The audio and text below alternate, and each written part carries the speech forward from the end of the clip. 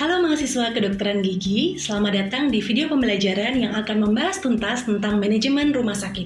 Kenapa ini penting untuk kita pelajari? Karena sebagai dokter gigi, kita tidak akan hanya berinteraksi dengan pasien, tetapi kita juga harus memahami sistem pelayanan kesehatan termasuk di rumah sakit.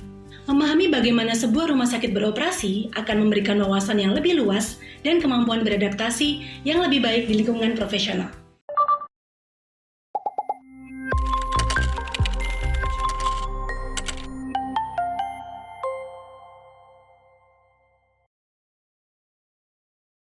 Mari kita mulai dengan definisi fundamental. Menurut Undang-Undang Nomor 44 Tahun 2009, rumah sakit adalah institusi pelayanan kesehatan yang menyelenggarakan pelayanan kesehatan perorangan secara paripurna, mencakup rawat inap, rawat jalan, dan gawat darurat. Penting untuk digarisbawahi, pelayanan di sini bersifat paripurna, artinya mencakup seluruh aspek kesehatan pasien. Lalu, apa tujuan utama sebuah rumah sakit? Setidaknya ada 4 poin krusial. Pertama, mempermudah akses masyarakat terhadap pelayanan kesehatan. Kedua, memberikan perlindungan bagi keselamatan pasien, masyarakat, lingkungan rumah sakit, dan sumber daya manusia di dalamnya. Ketiga, meningkatkan mutu dan mempertahankan standar pelayanan rumah sakit. Dan yang terakhir, memberikan kepastian hukum kepada semua pihak yang terlibat. Pasien, masyarakat, SDM rumah sakit, dan rumah sakit itu sendiri. Rumah sakit dapat didirikan oleh pemerintah daerah atau swasta dengan syarat harus memenuhi persyaratan lokasi, bangunan, sumber daya manusia, kefarmasian, dan peralatan. Ini menunjukkan bahwa pendirian rumah sakit bukan hal yang sembarangan, melainkan diatur ketat untuk memastikan kualitas dan keamanan. Secara lebih rinci, persyaratan umum rumah sakit mencakup lokasi yang harus memenuhi ketentuan kesehatan, keselamatan lingkungan, dan tata ruang.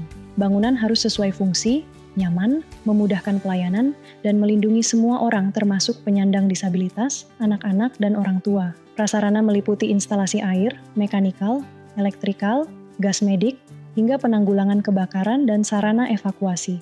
Tentu saja, sumber daya manusia, kefarmasian, dan peralatan juga menjadi syarat mutlak. Mengenai bangunan, Peraturan Menteri Kesehatan Nomor 24 Tahun 2016 menegaskan bahwa lahan bangunan rumah sakit harus dibatasi dengan pemagaran yang dilengkapi dengan akses atau pintu yang jelas, termasuk pintu utama, pintu pelayanan gawat darurat, dan pintu servis. Selain itu, ada daftar panjang ruangan dan fasilitas wajib yang harus ada, mulai dari rawat jalan, rawat inap, hingga ruang sterilisasi, farmasi, dan bahkan taman serta tempat pengolahan sampah. Sebagai calon dokter gigi, Anda akan banyak berinteraksi dengan ruang rawat jalan, radiologi, dan tentu saja ruang farmasi.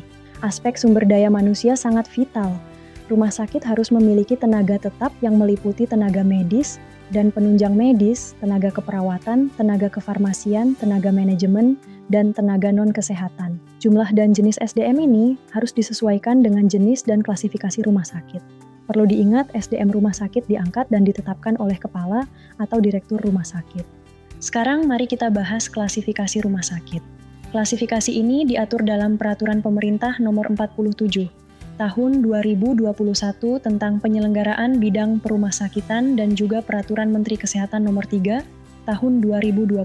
Berdasarkan pengelolaannya, ada rumah sakit publik yang dikelola oleh pemerintah daerah atau badan hukum nirlaba, dan rumah sakit privat yang dikelola badan hukum bertujuan profit. Berdasarkan jenis pelayanan, kita mengenal rumah sakit umum yang melayani semua bidang dan jenis penyakit, serta rumah sakit khusus yang fokus pada satu bidang atau jenis penyakit tertentu.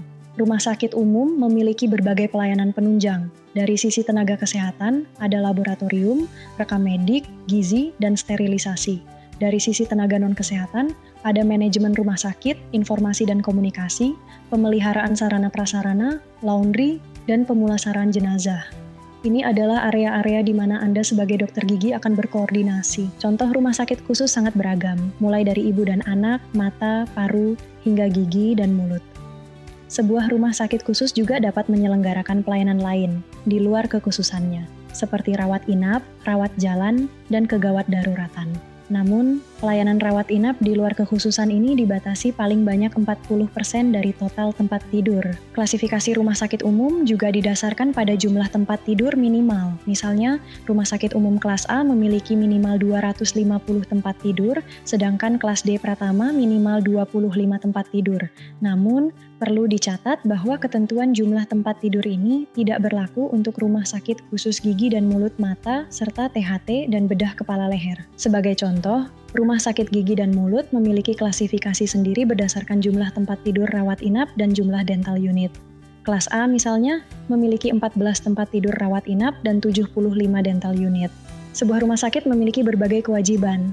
Di antaranya adalah memberikan informasi yang benar tentang pelayanan kepada masyarakat, memberikan pelayanan kesehatan yang aman, bermutu, anti diskriminasi, dan efektif. Juga wajib memberikan pelayanan gawat darurat sesuai kemampuan dan berperan aktif dalam pelayanan kesehatan saat bencana. Rumah sakit juga harus menyediakan sarana dan pelayanan bagi masyarakat tidak mampu atau miskin dan melaksanakan fungsi sosial.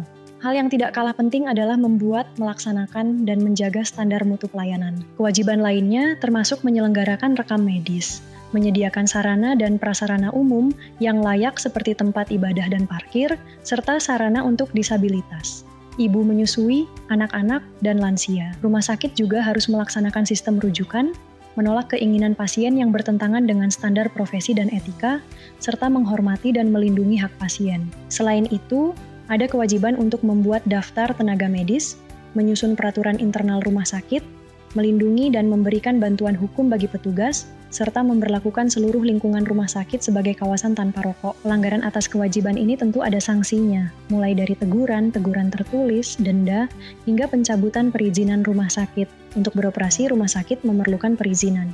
Ada izin mendirikan yang diajukan oleh pemilik untuk membangun atau mengubah fungsi bangunan menjadi rumah sakit, dan berlaku selama rumah sakit memberikan pelayanan kesehatan. Kemudian ada izin operasional yang diajukan oleh pimpinan rumah sakit untuk melakukan kegiatan pelayanan kesehatan, berlaku 5 tahun dan dapat diperpanjang. Pemberian izin juga sesuai klasifikasi.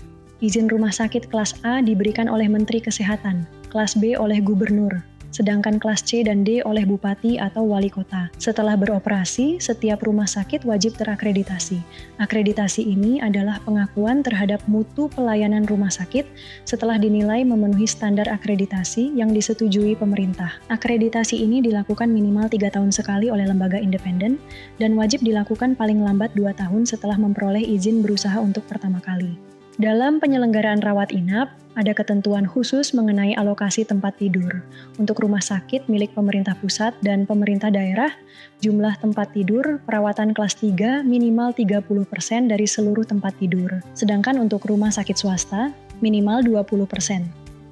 Jumlah tempat tidur perawatan di atas kelas 1 paling banyak 30% dari seluruh tempat tidur, baik untuk RS pemerintah maupun swasta. Kemudian, tempat tidur perawatan intensif minimal 8% dari seluruh tempat tidur, dengan 5% untuk ICU dan 3% untuk pelayanan intensif lainnya. Ketentuan ini dikecualikan untuk rumah sakit khusus mata dan gigi dan mulut, yang mana ini penting untuk Anda ketahui. Terakhir, mari kita singgung tentang rumah sakit pendidikan.